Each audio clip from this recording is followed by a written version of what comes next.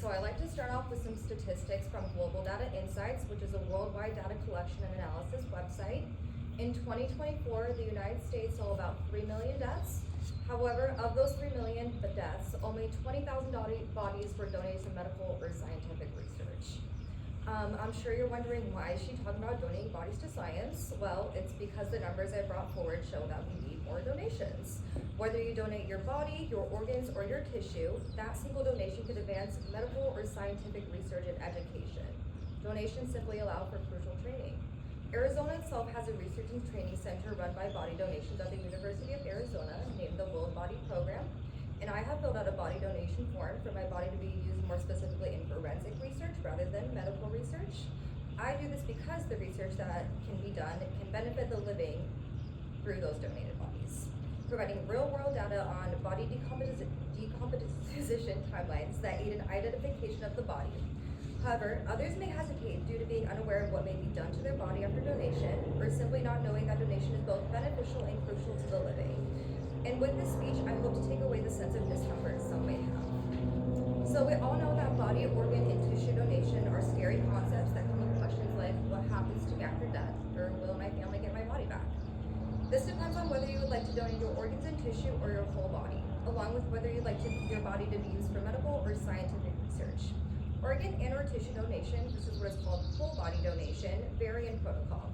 With organ and tissue donation, the needed organs and tissues will be collected and used for research and training in medicine and surgery.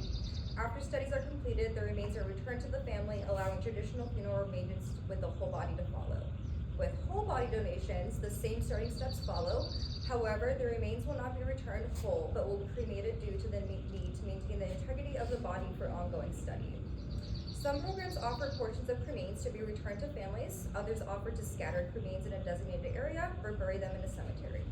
But it is important to remember, as Medicare.org describes, whole body donation is less glamorous but no less important. Donated bodies are required for the education of medical professionals and for the research that develops new drugs, procedures, treatments, and devices to potentially save or improve countless future lives. So why does someone choose body donation? Donations are driven by a few common factors like increasing funeral costs and greater social awareness brought forward by body donation.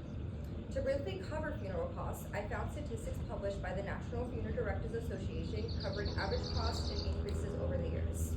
The median cost of a funeral with a casket and burial has increased 5.8% over the past 2 years, so $7,848 to $8,300. The median cost of a funeral with cremation, including alternative cremation, casket, and urn, has increased 8.1% over the past 2 years, $5,810 to $6,280. With body donation, there are a few costs associated. The only considered cost would be any memorial service and other traditional payments, like those to receive a copy of the certified death certificate. Greater social awareness has come from a few things. It could be that donation programs are becoming more prominent and accessible online. More public campaigns have been created, or the positive perception of giving back after death. And with greater social awareness comes greater positives. One of those great positives that come from body donation is the knowledge brought forward. With body donation and forensic research, the body or the decomposition of the body is mainly studied. The study of body decomposition is complex and often due at research facilities like the one named the Body Farm at the University of Tennessee. The driving factor behind these types of facilities is to use donated bodies to meet these goals. Allow a crime scene to be simulated so students can learn to document the decay, identify victims, the time of death, and the circumstances behind death. It's important to note with so many forces influencing the decomposition of a human body, it's sometimes difficult, or if not impossible, to determine the time of death or identity. As written in an article concerning the body farms of the U.S. on allcriminaljusticeschools.com, reasoning as to why body donation is crucial to forensic research. So in closing, there is much to learn from the dead that can profit the living, but the need for whole body donation to learn continues. Though a feeling of hesitation may linger, it is important to remember that body donations are both instrumental and crucial to research. I encourage you to do the same as I did and fill out a whole body form or body donor form after death. I would lastly like to leave you with this quote by Dr. Melissa Quinn, Division of Anatomy at Ohio State College of Medicine. I think one thing students learn from our donors is empathy. That's their first patient, so they learn the idea of working with individuals, working with someone very selfless to be able to give the gift to them. Understanding the humanistic component of who we are for our donors is important. It's not just about learning about the parts of the heart of the brain, but also what it means to be